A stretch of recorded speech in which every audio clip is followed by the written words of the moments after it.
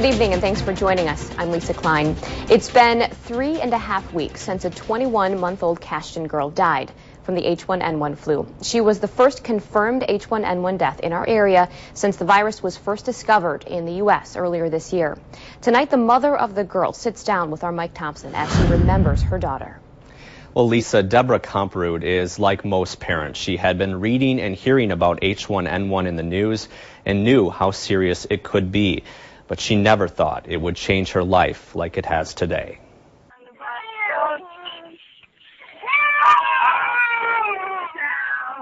At just 21 months old, Abriana Noel Dunham was already a shining star in many people's lives. Lively, exuberant. I mean, she loved everyone.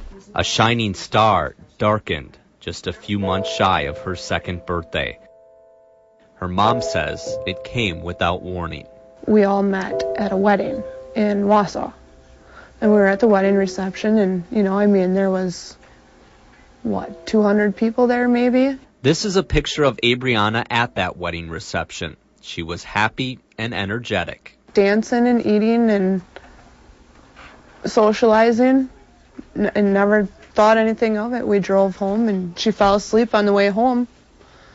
And we, put her in her bed when we got home, which is in our bedroom with us. One day, an active, full of life little girl. The next. I went to wake her up and I just, I noticed she just kind of, barely looked at me, and I felt her and she was like ice. And so then I noticed that she was blue and she was breathing really hard. Abriana was med-flighted from Cashton to La Crosse. At first she was awake and responding, but rescue crews and doctors had to do CPR several times to bring her back before her tiny body just couldn't fight anymore. They tried for a long time, but they couldn't see anything on an x-ray that was showing them what might be wrong. And so the adrenaline didn't work, and our world fell apart. It wasn't until 3 days later that Deborah found out Abriana had H1N1. When the medical examiner called and told me it was good to know, I guess. It was better than not having a reason. But it was still hard to take in, because then all I can say is, I really wish I would have seen something, that there would have been a sign saying that she was sick, and there wasn't one. Deborah is leaning on those closest to her during this difficult time.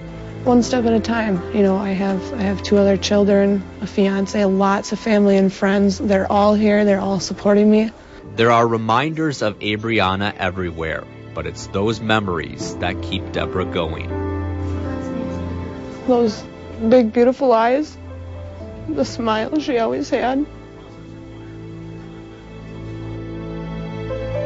Although knowing more wouldn't have made a difference in Deborah's case, she wants other parents to get educated on the virus.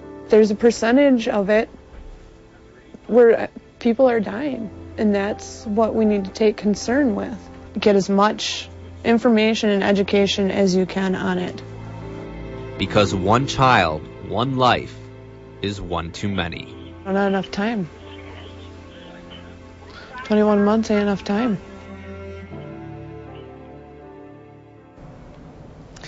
Now, medical experts say it's more common than not for a person to show symptoms of H1N1 before they do actually end up dying from it. But they do say there are cases like Abriana's where they don't show any symptoms at all. In a lot of these cases, you hear about underlying health conditions. Was that the case with Abriana? Well, Abriana's parents are still waiting for the full autopsy results to come back to see if that was the case. But either way, Deborah says it's not going to make her feel any better, if you will, just because, she wished there would have been some kind of warning sign there for her. Something. Yeah, and also we want to mention that there is going to be a benefit next month in memory of Abriana. It will be Saturdays, December 19th, starting at 11 a.m. at the Cashton Community Center. They do hope to raise some money to possibly provide a scholarship in Abriana's name.